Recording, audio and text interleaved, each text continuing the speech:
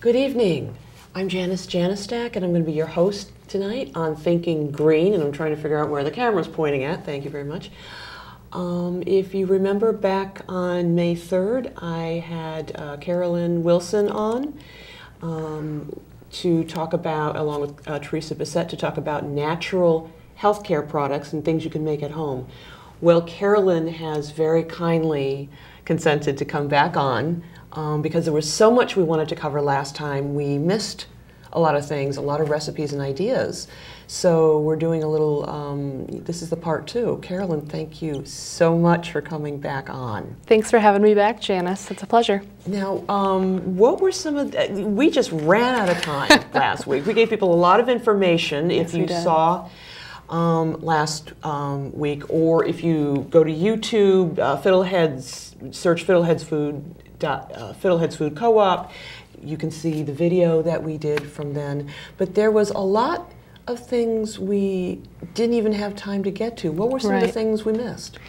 Well, last week, or not last week, last time we met, rather, early in the month, we focused on learning about ingredients and products, beauty products, and some of the concerns that have come up with a lot of people about what's in their personal care products. Right. We talked a lot about, I think it was the dirty dozen, the ingredients that you didn't want. Right. And maybe almost to the exclusion of the things you do want, in a sense. So that's the other part of it. Okay, this is not what you don't buy, but what do you want to use? Right, exactly. And we talked a little bit about ingredients and reading labels and what to look for, certainly. Some of the technical aspects there. Yeah.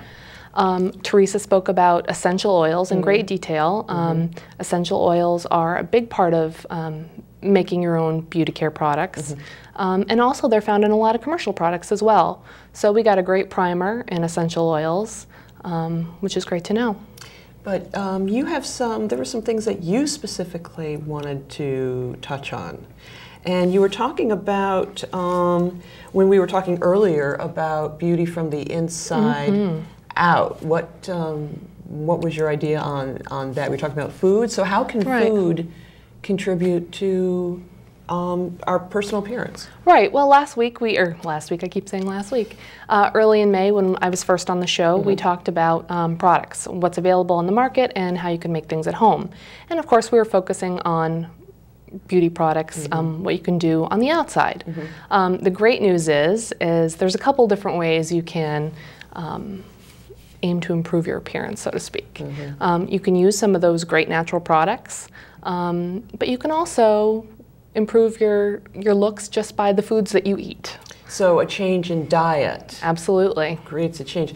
So what are, is there any particular, is it any one of those things, you open the, this book and this program, what's involved in that? What do people need to know? Well, the great news is it's pretty easy to figure it out. There isn't a lot of fads involved in eating for better health or eating for better looks. A lot of the same foods will improve your health and they'll also improve your appearance. So some of the changes that people might already be making in terms of increasing the fruits and vegetables in their diet or even increasing their water intake.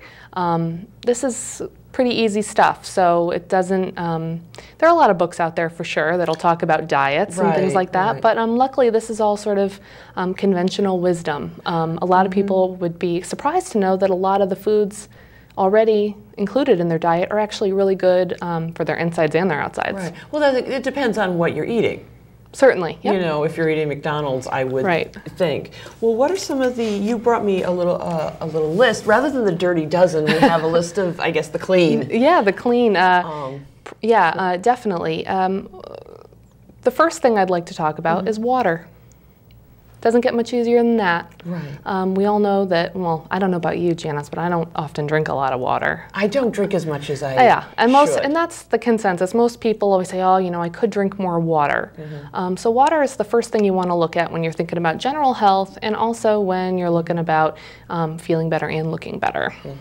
So how much should people, well, I mean, really, because no, I don't drink enough, and I know I drink a lot of tea. The dependence on sweetened carbonated drinks in this country is just phenomenal. I think one of the first things, I don't like dogmas, but I'd say one of the first things anybody can do for themselves health-wise is put down that can. Right, absolutely. You know, definitely. I think cutting back on some of the sugar-sweetened beverages, which would include sodas, is always a good step. Once again, it's good for your insides and it's good for your outsides. Well, specifically, how does drinking more water help the outsides, and how much should we really be drinking? Right. Water is really great to flush out toxins. You know, we are bombarded constantly with, you know, toxins on a daily basis from food, from the environment, all over the place. So drinking enough water is really important to just flush everything out.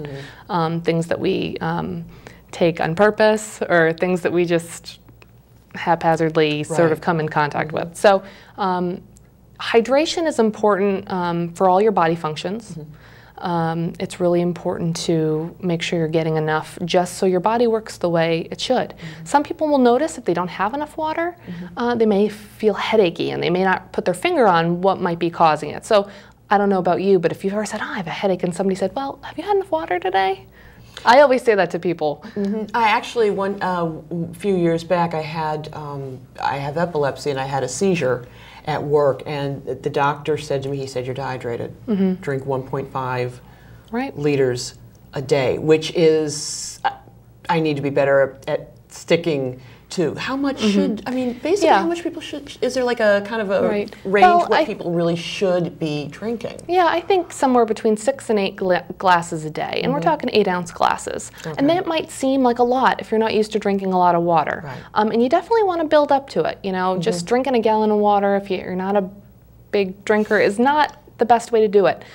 You want to sort of ease into it, but if everyone aimed to drink a little bit more water, we'd all be better off. And is it important, is it necessary to get bottled water, spring water, have a Brita filter? What if you don't have any of those things? Is it, you know, if does it matter? Doesn't matter. No, not really. Water's water. Some people prefer bottled water to tap water. I think the goal is to just have a little bit more. And if somebody doesn't like the taste of water, you hear that sometimes people say, oh, I don't like the taste of water. Luckily, you can put a little lemon in it. You can put a little fruit in it. You can even try sparkling water. Those are some options for people. Some people like to just take sparkling water and add a little juice to it. And that's pretty harmless. You're introducing a little bit of sugar, but still if that helps drink more water, then you're good to go. Now, speaking of water, I see the next thing on your list is tea. Specifically green tea. And I think we've heard a lot of things about the health benefits of green tea. What about, I'm really more of a black tea addict. What about the black tea and the oolong and white teas? Are those, can I get benefits out of those as well? Absolutely. Studies come out all the time about tea having all these magical properties.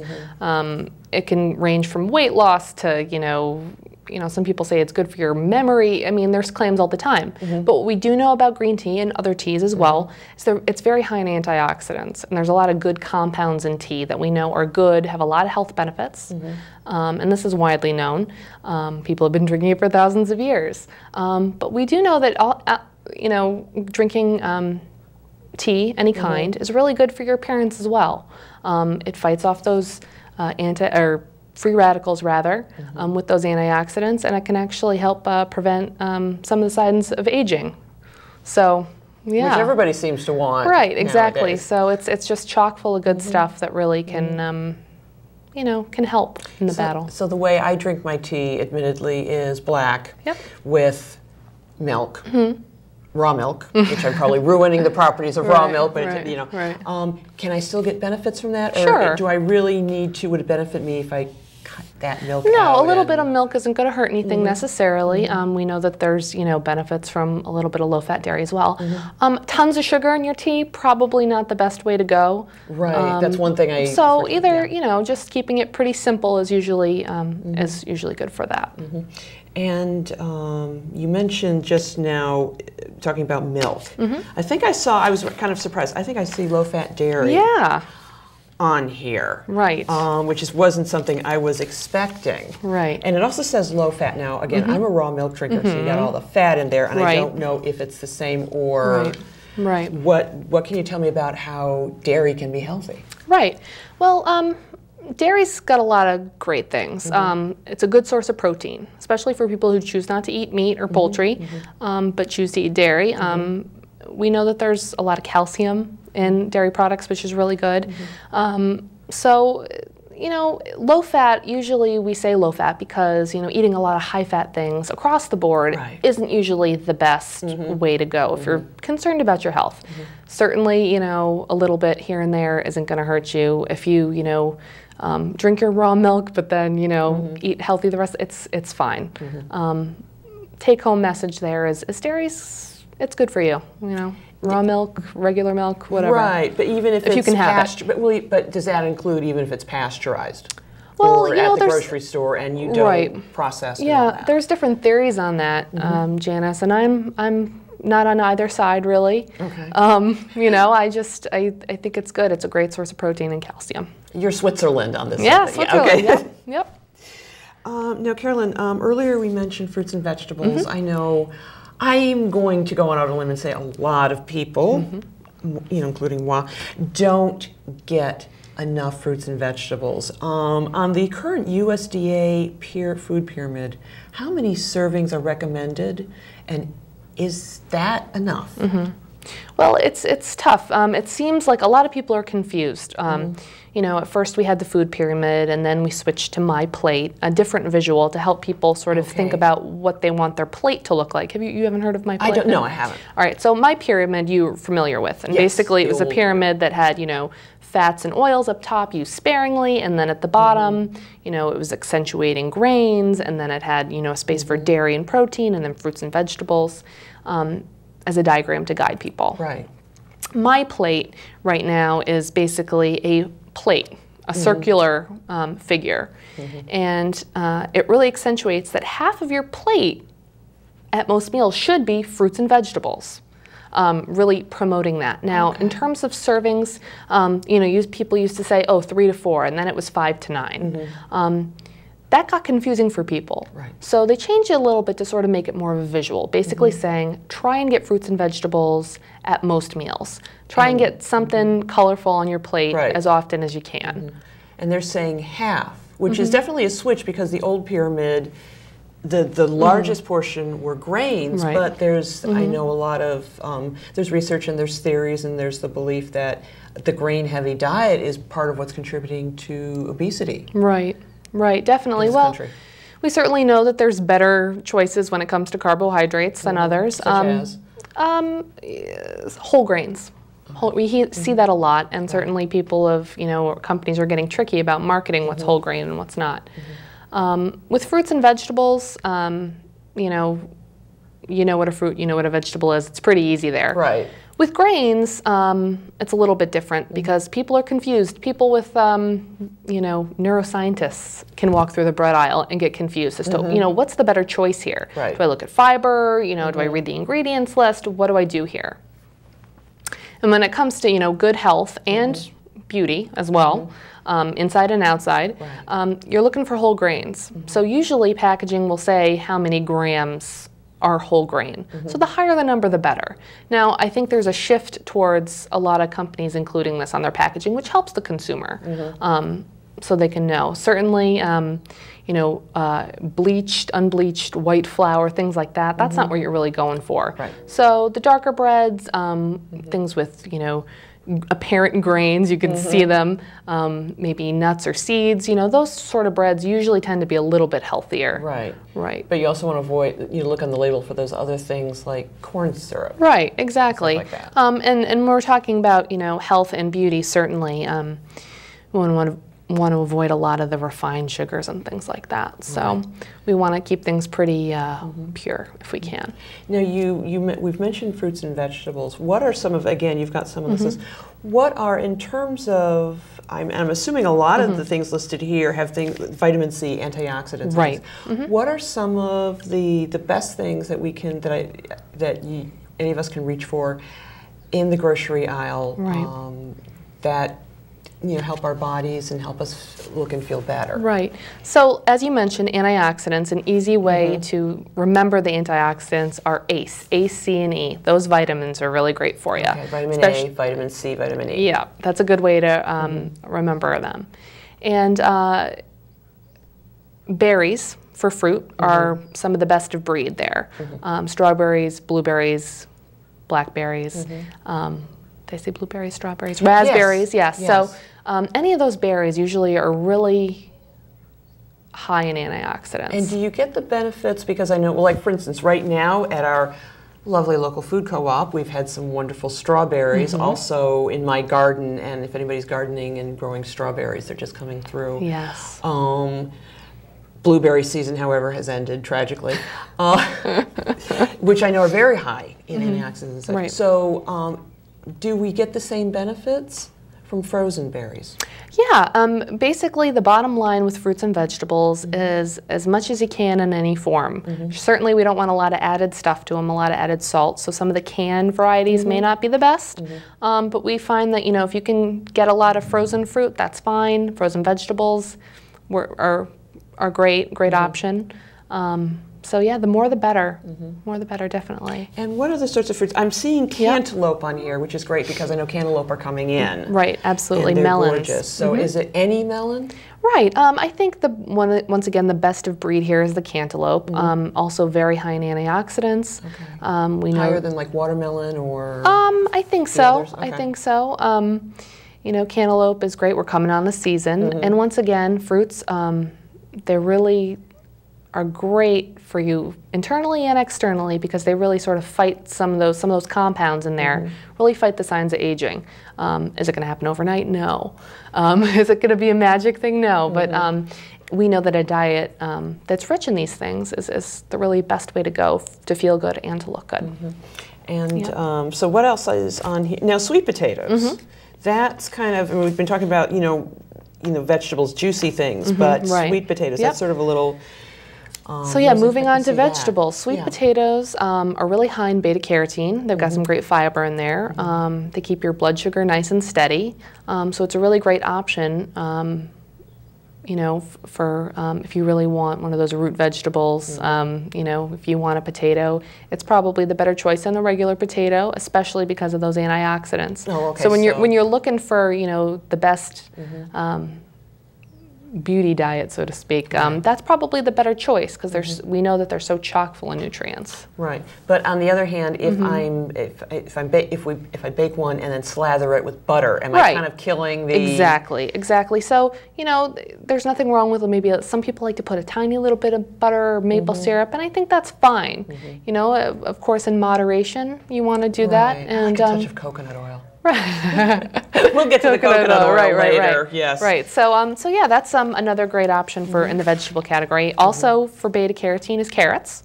Carrots are really great. Another source of that vitamin A, which is great for your skin. Right. And your eyesight too. But for, you know, when we're talking beauty, we're talking skin. So. Well, and speaking of eyesight, though, you know, the old, you know, we were told when we were kids, oh, eat your fish, it'll be... Isn't that what we're told? Eat your fish, it'll be good for your eyes. Right, yeah. right, definitely. But that's something you have on here, omega-3 rich fish dishes. Now, when we say omega-3 rich, we're not talking about the white fish, are we? No, we're talking about some of the more deep water fish, the oily fish, mackerel, sardines, salmon is a popular one. We hear all the time about how people should eat more salmon, and they're right. Salmon is a great source of omega-3 fatty acids, which are great for, once again, your heart and also your skin. Those oils are really valuable. Right. But in terms of, like with the salmon, in terms of when I go to the grocery store, there's wild caught, there's farm, there's Atlantic, Pacific. Right, yeah. You know, blah, blah, blah. What should I be underneath that tag? You know, wild caught, pre-frozen, blah, blah. What should I be looking for underneath? You know, I don't know really. I mean, I think that's up to the consumer, what they choose to do. I don't think there's a better choice necessarily. I'd say maybe wild, just because, you know, it's just means that it's wild. I don't really have any reason for saying so that. So it really but doesn't that would matter probably, whether it's farm, in terms really. Of what we're talking about. No, I don't think it really changes much. You know, wild is usually better if you can. Yeah, but if you don't eat fish, you know, there are other options to get your omega-3s. Right, because there are a lot of, I mean, you know, we've got a lot of, a lot of vegans out there. Yeah, a lot of vegetarians, a lot of vegans. And it turns out you can get omega-3s from flax seeds and flaxseed oil. Okay. Flax seeds are found in a lot of breads. Some people use ground flaxseed to bake with. You could put it in muffins, things like that. So yeah, so there are options if you choose not to eat fish or So when we meats. grind flaxseed, should we be using it right away? Can we store it in the fridge? And are we still getting the full benefits as in a whole seed? Yeah, right. Well, you definitely, it's flax seeds are better when they're ground because that sort of frees up that oil and makes it a little bit more bioavailable to your body. And you know, it's a delicate oil in there, so you do probably want to keep it refrigerated, you know, after you've ground them. And I should use it up within like what period of time? You know, I don't know. I would usually, if the oil starts to go bad, if you give it a little bit of a sniff test, you'll find out. But if you keep it in the fridge, it should be good for a while. Okay. I think you had mentioned that there are some, I know we've got some other ingredients here, and we've also got some demo that we want to do. You've mentioned a sugar scrub that sounds fascinating. Right. Well, you know, last time we were on, we really sort of jumped into some of the demos. And we talked about toothpaste. We made a toothpaste. And we made that with baking soda primarily, a little bit of salt and some vegetable glycerin and a little bit of spearmint oil, and it was great. You got to try it, right? Yeah. Yes. It's great. Yes.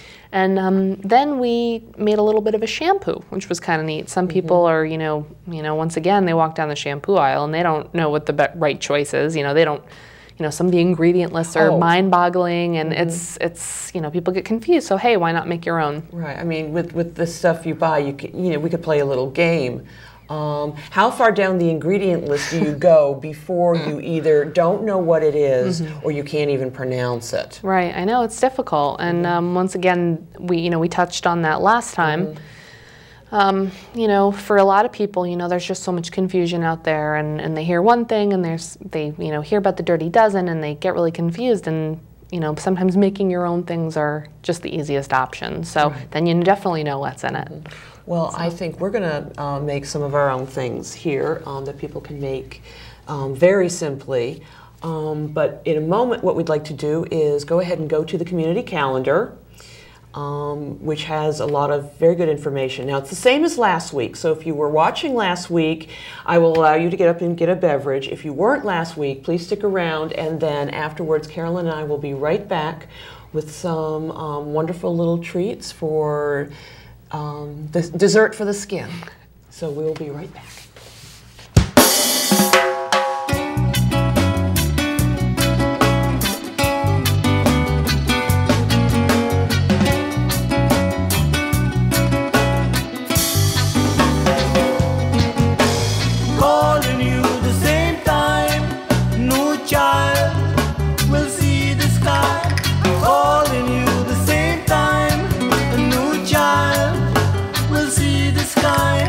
This once, I'm looking at you, yeah. Good wishes and prayers have come true, and it's like spring in the summertime.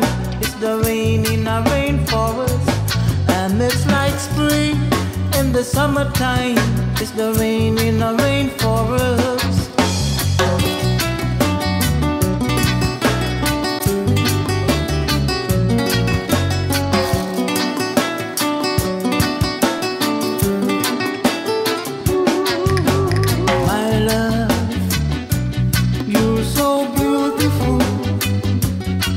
Let me hold you close to my heart. Send it long distance, my love. This summer it's a rain in a rainforest. Send you my love in the summertime, like a rain in a rainforest.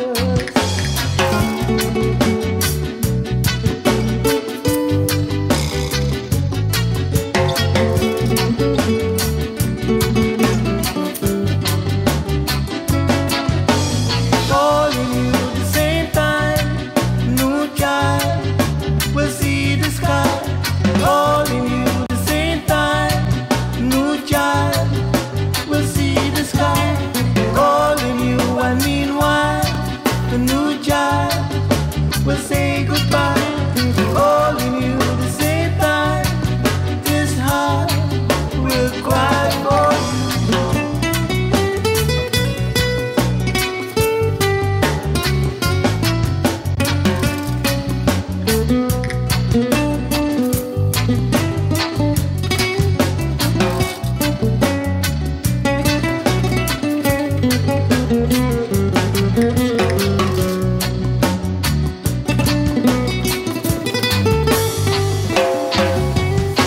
once, when you cry,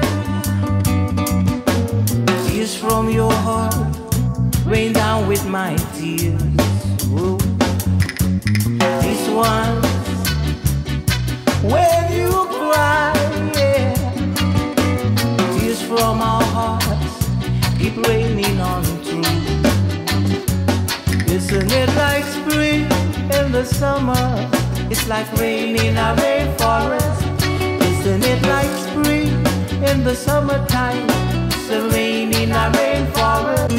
Isn't it like spring in the summer? It's a rain in a rainforest. Or when spring turns to summer, rain in a rainforest. Isn't it like spring in the summertime? It's a rain in a rainforest. Or when spring turns to summer, rain for a rainforest. Isn't it like spring? Spring in a rainforest. Isn't it like spring? Rain for a rainforest.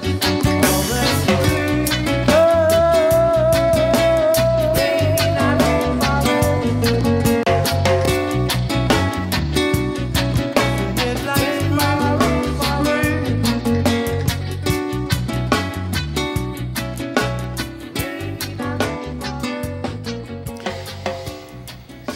Okay, it's probably going to be up in about. Oh my goodness gracious! And there we are. I always fool myself. We are back, and Carolyn is here to do teach us how to do some nifty little things that we can make at home for ourselves, like bath salts and things like that.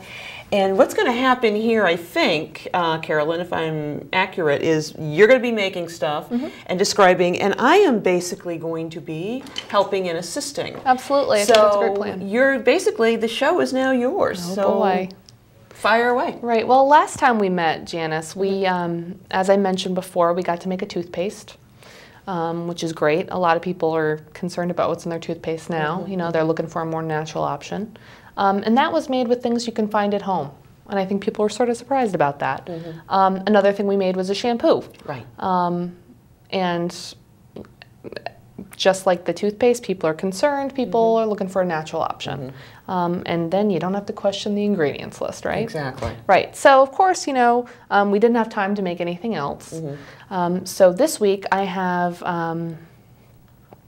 another set of things we can make. Okay, so what's first on the Fun. menu? Okay. The first thing I want to do is do some bath salts. Make some bath salts, natural bath salts. And people would be shocked to know just how easy this is. I mean, people can walk into, you know, a Bath and Body store and buy some sophisticated thing, and it costs, you know, $15. And it's very brightly colored most of the Right, time. and very nicely packaged and very attractive. But you can make this at home incredibly cheaply, and you can also give it as a gift if you want. So how do we do it? All right, so if you could hand me a bowl, Janice. That size? Yep, perfect. Okay. All right, so in our bowl, what we're going to do is we are going to start with about a cup of Dead Sea salt. Okay, so all right, that would be in the mason jar right there. Okay, so, and where's our cup? All right. That's a third of it. It's okay, I can measure. Okay. That's fine. Okay. All right, so we want about a cup here. And you're using what kind of salt again? This is Dead Sea salt. Okay, and Yep. is that what you recommend? Or? Well, you can really use almost anything. You could use Epsom salt for sure. You could use some of the fancier stuff if you really wanted to use it for that. Gray salt, pink salt. You could definitely use that.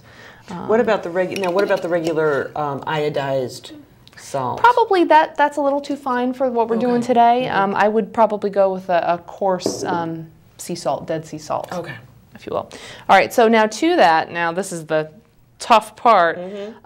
We want to add some essential oil, and that's what kind of gives it that that scent that everyone's going for. Right. Come bath time, they want to relax or they want to invigorate. And what you add is totally up to you. The ingredients you add will sort of change the tone of it, so to speak. So there are a lot of different options to this. If you want to relax, and that's a priority for you. Which for a lot of people when they're in the bath. Right. That's exactly what they So want. that's a pretty common, you could use lavender essential oil. That's a pretty common one. If you want to get energized, you could use rosemary or spearmint, or a combo of the two actually is really nice. More of an invigorating choice would be citrus, orange or grapefruit. And then to soothe, like if you really, you know, have been out all day gardening or, you know, you've had a tough workout or you just need to soothe, eucalyptus and lavender together are really great. Oh, so today sounds what we're going to wonderful. use is, let's see here, let me find my essential So which one are we oils looking here. for? Let's see here, let's do orange. This is One of like my a favorites. citrus. Okay. So you can be kind of creative with this. I'm going to do, I have some lime too. Maybe I'll mix the two. Oh, it could be a okay. citrusy. Sure. So we're going to do about 7 drops of this. Okay. Just regular old drops. of Yep. whatever. You just Yeah, take your bottle and you give a little shake. These little bottles are great. You can usually do it pretty easily. And then some lime. 1, 2, So about how much total? about 15 drops, 15 to 30. Some Okay. people like it a little bit more fragrant. If you could pass me a spatula, we're just going to mix it up a little bit. All right. It definitely adds its own color. Yeah, it does, definitely. And it doesn't have to be perfectly mixed because the magic really happens when you put it in the bath. But how easy is that? You know, and you can package this up and give it as a gift. You can put it in a nice little jar, you know, make your own fun label and give it as a gift. Right. Or you can just use it for yourself. And that's it? Yeah, That's all it pretty takes. much it for bath salts. That stuff that we're paying up the wazoo for that's it. That's Salt pretty and much essential it. oils. Okay. Right. So there you go. That is bath salts. Can we get here? Let's see if we can get a little picture of the. Not exact. Okay, I'm not getting it exactly. Maybe you at home can see that. It smells actually fabulous. Smells like a it exotic does. drink. It does. It also Smells great. smells a little bit like that gummy candy I'm addicted to. It shouldn't be. But no, this actually, I can smell it from standing from here. So we'd call this an invigorating bath salts. Once again, for more relaxing, go more the lavender route. But this is one option, and this is great. Cheap, great gift, easy way to relax. And just put it in the bath. And you could also, I think, if I had like a mitt or something, I could put a little bit of that on my mitt. Just a little light scrubbing. A little Absolutely. exfoliation. This is all natural. You can't go wrong. So it's great. So those are bath salts. Well, that was easy. So, Yes, it was. So something for Christmas gifts. Right, instead of exactly. candles. Or, you know, I know Mother's Day already passed, but, you know, birthdays or whatever, or for the upcoming holidays. So what's the next item on the The next item menu? we're going to make, once again, starting off with a common baking item, is a sugar scrub. Oh, okay. Now that's something I have seen packaged, even including in natural food stores, and it always sounds very intriguing. Yep. I don't know why. I love, you know, I have a sugar addiction, so the idea of sugar on my skin sounds fantastic. And they usually throw all sorts of things in it, but it is expensive. Right. Yep. But I can do this at home. Absolutely. How do I do it? Absolutely. All right. If you could hand me the container of sugar right over there. And what kind of sugar is this? This is like a cane sugar. You don't want anything, you wouldn't use powdered sugar. So anything sort of coarse is a good way to go here. Now this is crystallized, and I know, for instance, if you go to our the bulk section of any health food store, there's all sorts. There's more of the opaque, the Rapadura and the Demaras, as well as this sort. Can you use those sorts of sugars? Sure you can. I think if you go too coarse with the sugar, it can be a little too abrasive for the skin. Okay. So this will give you like a nice scrub, but it won't, you know, it won't irritate your skin. If you do the real coarse stuff, I think it could be a little irritating. And how much did you just put in there? You know, today we're not making a huge batch, so I used about a cup. Okay, so it's not really a recipe you can do as much as you want. Right, well, you can, and I think some people like to make a lot in advance. Yeah. And the great thing about doing this is you can sort of play around with your recipes a little bit. There are a million recipes out there, and people can experiment with which ones they like. This one's pretty basic. Okay. So we start off with sugar, and I'm not going to make a ton here because I don't want to be too wasteful, although maybe I'll give it to you to take home. Oh, thank you. Thank you. I will not refuse. Right, so the next step here is we want to use a nice oil, a carrier oil. Okay. So today we're going to use almond oil. Okay, what do you mean by the term carrier oil? Carrier oil, yeah. That is a sort of a term to say it's a light oil that really carries a fragrance. Okay. So with essential oils, oftentimes, it will accompany a carrier oil. Okay. Because you don't want to use them directly on your skin, as we talked a little bit about last time. Right. You know, you definitely want to dilute. And a lot of these bath and beauty products, they will call for some sort of oil. Okay. And my pick is almond oil. Okay. So what I want, is this something where where I wouldn't want to use, say, olive oil? Yeah, I think that's a little, I don't know, what's the word? Heavy? Probably, yeah. I mean, you could. It's certainly not going to hurt you. Right. If you are dying to make a sugar scrub in a pinch, and all you have is olive oil, be my guest. Okay. But I think that for bath and body purposes, something like a grapeseed oil or a jojoba oil or an almond oil is really what we're going for. So how much are we going to put in here? Well, let's see here. In my recipe, I want to do, start with 3 tablespoons and then stir it around a little bit and see if I like the consistency. Okay.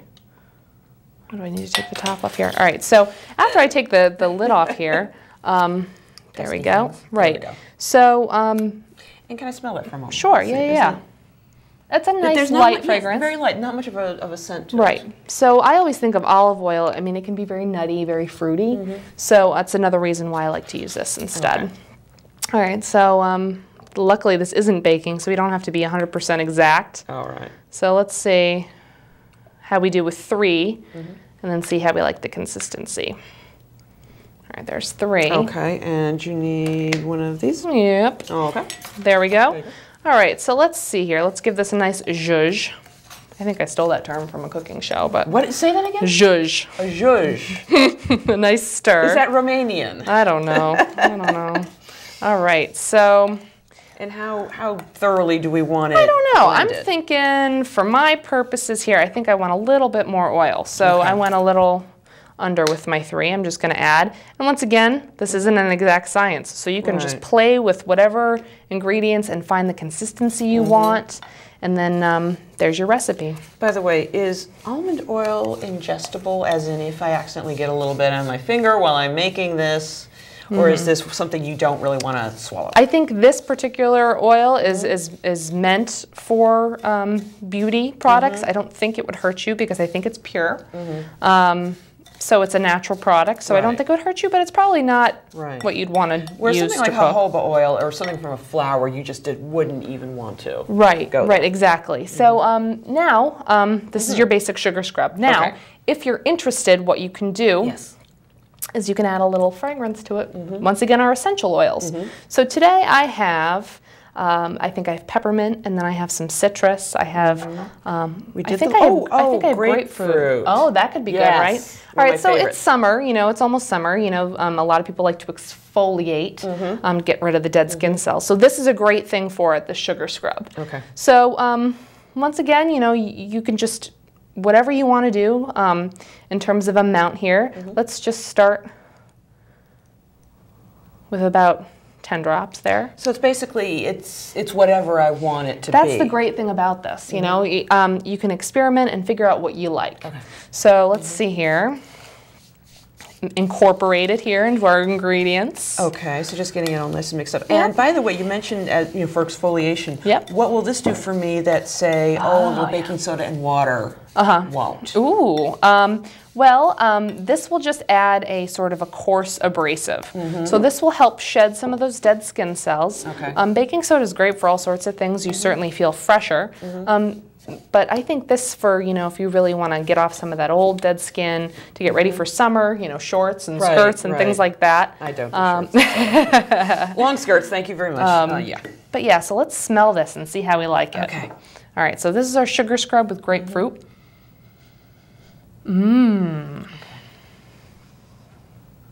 Oh, nice. Yeah, I know. Yeah, it's very subtle. I'd probably even, you could even put in a little more, but this is good for now. Right, it's exactly. Very nice. And then when I'm using it, how exactly am I using it? I'm using it with water. Right.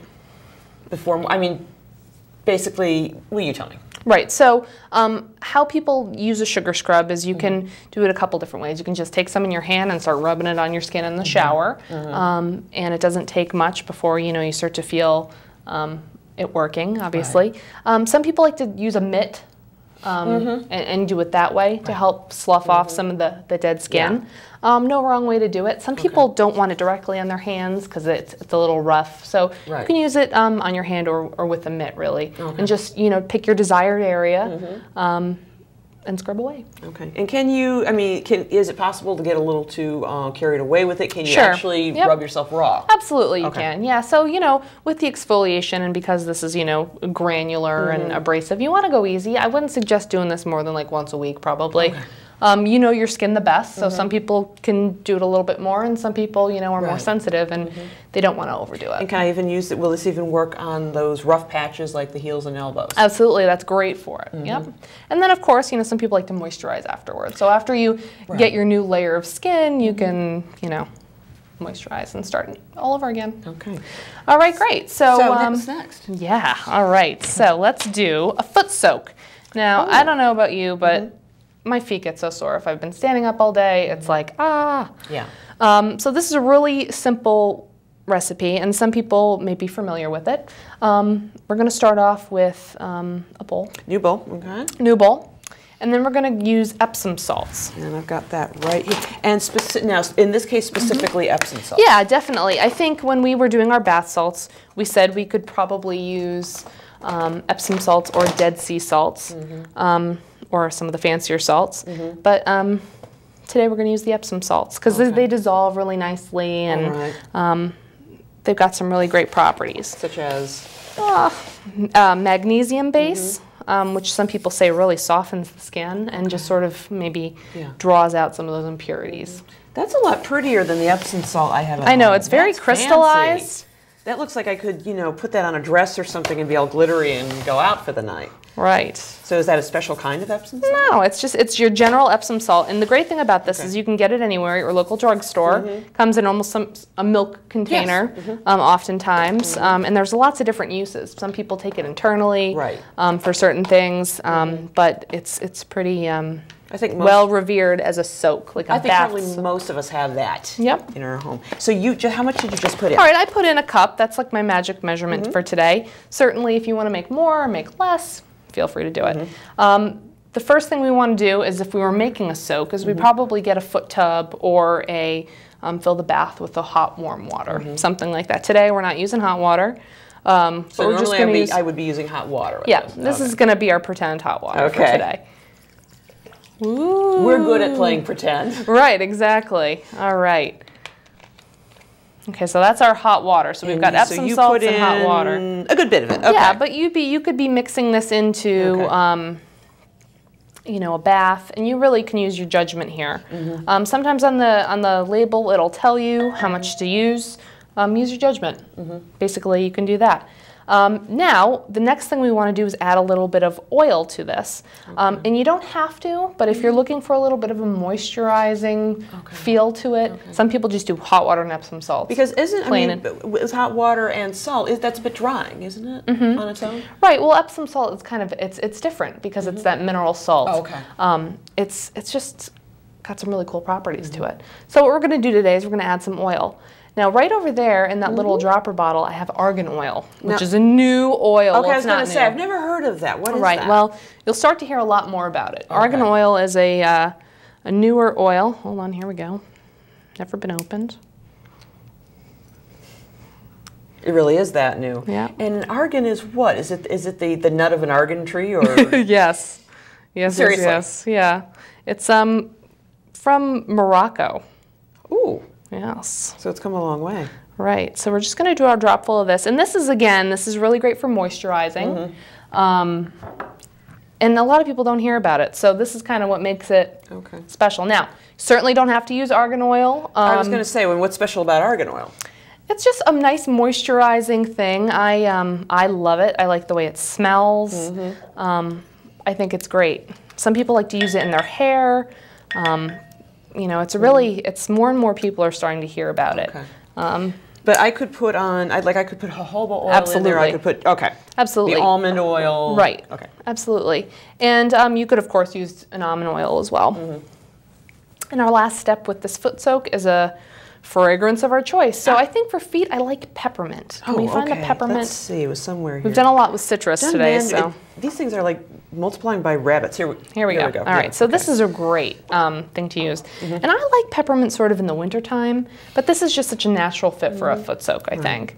So, you know, up to you how much you use. I'm just going to use about 10 drops. So with any of these, and with any of these products, actually, with anything you've done, the essential oils, it's optional. You can, Absolutely. If you're allergic to scent, if you don't. Oh, sure. You know, this is just the little thing to make it special. You know, when people go out and they're buying products, what will they do? They'll open the bottle and they'll sniff it. You know, they want something that smells nice. If they're going to indulge in like a natural beauty product, you know, they might as well have it smell good, but certainly not required. So once I've made this, I just want to. It smells like candy. I mean, there's never anything bad about the scent of peppermint. Of course. Now, once I've made this up and I've got it in the hot water, right? How long should I be? How much time do you recommend soaking in it?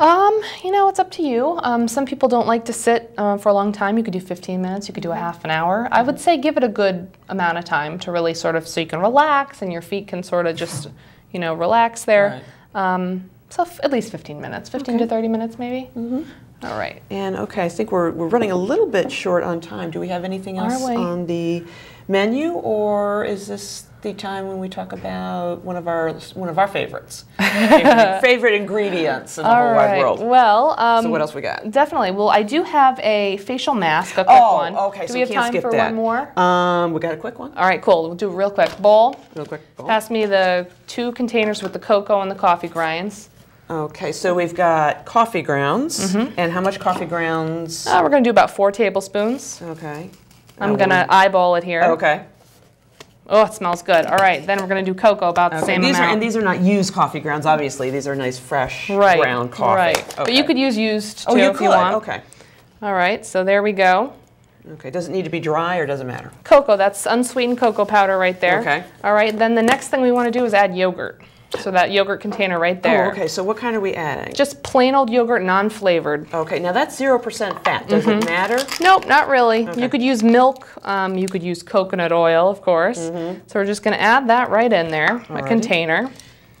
Okay. Okay. Over there. And that Give this a quick stir. Just a yogurt, plain yogurt. Yep. All right, so we're just... So we've got a mocha thing going. Yes, here. we do. Okay. Now this is a face mask. Now this smell, if you're a coffee or a chocolate lover, is great. This, if you could smell this right now, I mean, smell that, Janice. It's great.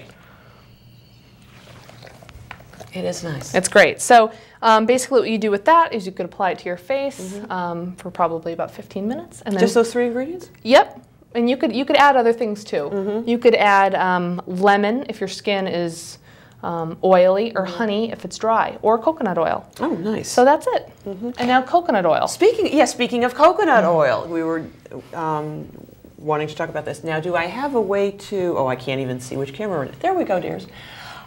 This is one of my favorite ingredients. I recently had somebody asking me, what can you do with it? And again, as I say, what can you not do with it? Right now, it's what I use in my hair. It's what I use on my skin. Now, I know, I've seen on a website, when it's solid in the winter, you can take a mixer and whip it up so it stays soft. But right now is the summertime, which means it's going to be soft and warm, and we can just use it. Great. How do you like to use it? You can throw it in anything, really. Yeah, definitely. Definitely in this mask. Wonderful. And you can eat it as well. Now, what I would recommend, if you can swing it, if you can afford it, get the best you can get and get the unfiltered, cold pressed. because that will be the least processed. But if you can't, if you need to get the expeller pressed, is a little the filtered expeller press is a little cheaper, and you can use that on hair and skin, as well as use it in all your cooking. Great. So, Carolyn, thank you. Thank you for having me. Very much. I hope we can get to do this again. And I hope you've all learned something, and thank you very much for joining us, and have a wonderful evening.